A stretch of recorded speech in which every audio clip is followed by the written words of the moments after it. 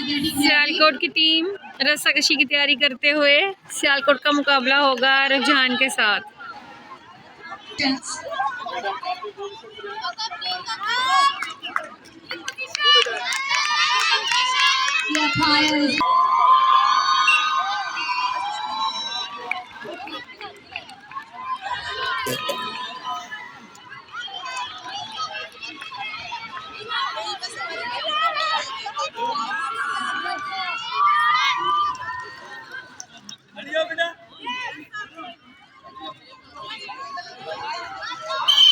The competition has been started.